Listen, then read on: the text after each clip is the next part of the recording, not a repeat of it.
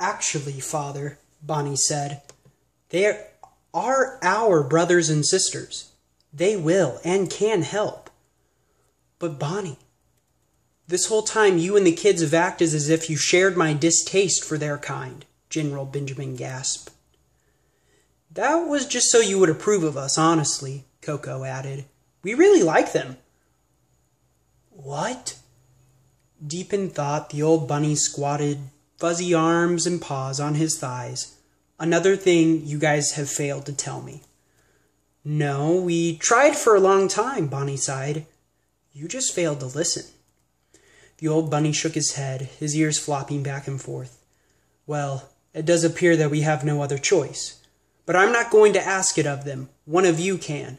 And I won't be battling beside them. I will be battling for your mother. Benjamin scratched his whiskey whiskers, then continued. Well, you best hurry. Go on. Talk to them before the fishes get back, and take the boy and girl with you. Tell those candy people that Emperor Dad has chosen Gertrude the Valiant, Steve the Grand, and Pancake to end the Horizon War. Bounding off with our heroes close behind, Colonel Bonnie smiled. Okay, Father, as you wish. Our hero's first steps outside of Patrick's mouth felt sensational. That is, our hero's first steps involved a flood to the sensations. The smell of dirt, candy, and carrots wafted with the wind into their nostrils, and the sight of carrot-filled dirt and dirt-covered carrots and candy people, joined by the sunshine shimmering on the lake's water, attracted the glances, stares, and attentions of our heroes. Murmurs and mumblings moaned out of the working candy people and saddened the ears of our heroic listeners. And the dirty, candied carrot scents were so dense that they painted flavor onto the tongue. And the crunch of the garden's dirt underfoot was so crisp that it was felt. Our heroes approached the candy people, looking around at the vast fields of carrots, all filled with toiling and chained candy persons.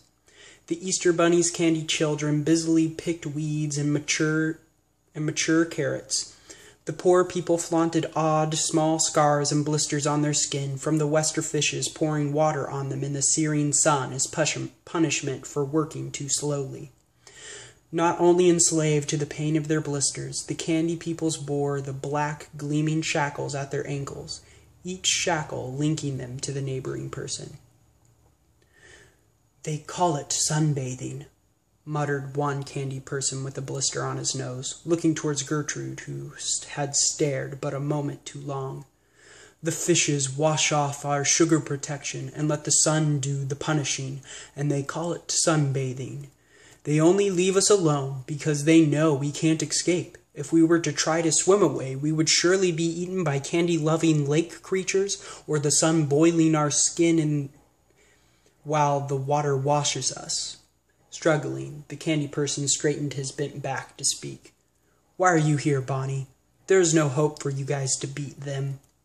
Standing on her tippy paws, Bonnie looked at her half-brother in the eyes. There is hope, Waffles. We have all been training and gearing up for the past while, just to fight the Wester fishes. Waffles, her candy person half-brother, looked back down at her. How do you think that you bunnies, two kids, 2 sleeping frogs, and a bunch of blistered candy people are going to overtake the Wester fishes?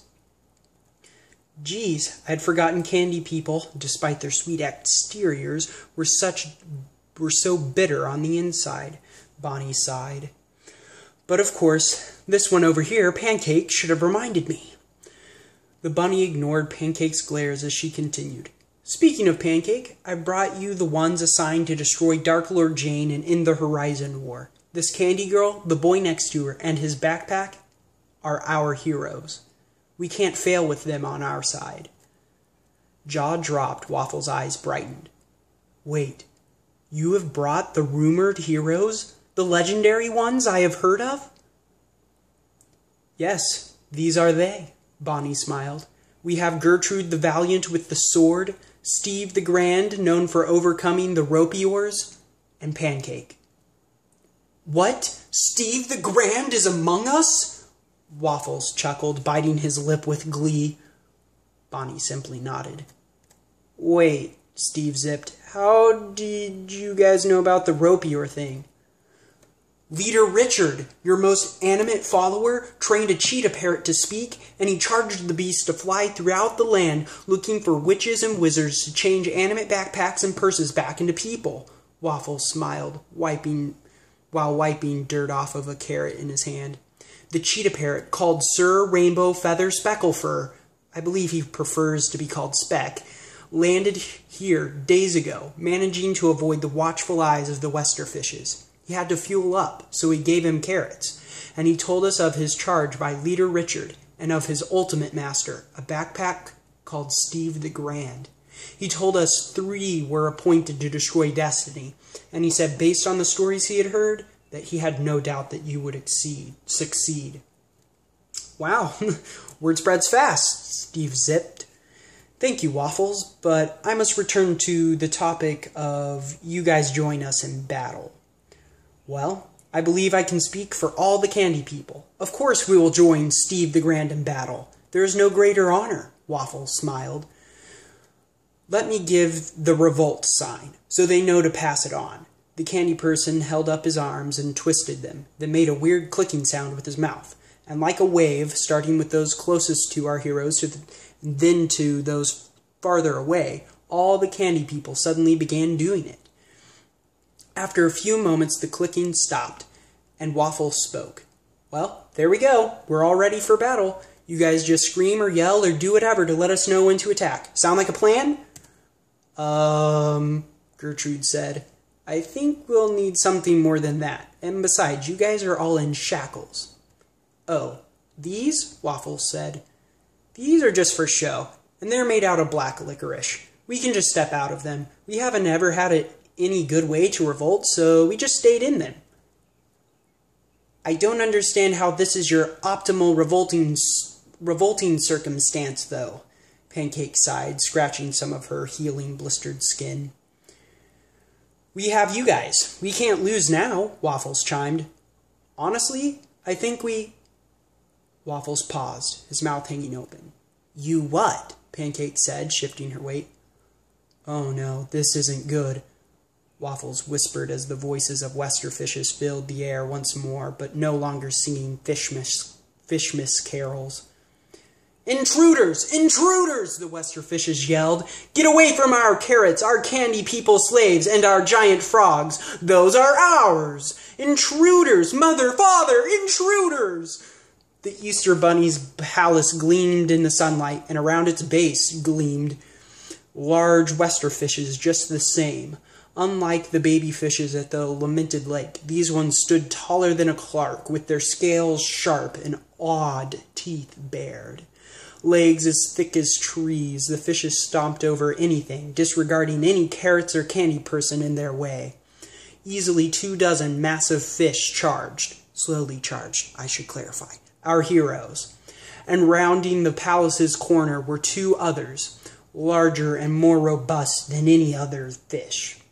These monsters of fish, the father and mother Westerfishes, lumbered around their stolen palace to aid their children. They have come for us! Fear not, children! Dark Lord Jane must have sent these tiny annoyances as special feasts for Fishmas, bellowed the mother, licking her lips. For us, chanted the fishes. No other motive but us. Step by shake, the fishes approached, surely yet slowly, while Waffles screamed a battle cry, causing all the candy people to jump out of their licorice shackles and charge their old masters. And in the backdrop of the battle scene, Colonel Bonnie the Bunny, the boy, the girl, and the backpack made their way to Patrick the Frog to retrieve the other bunnies and awaken the still slumbering frogs for battle.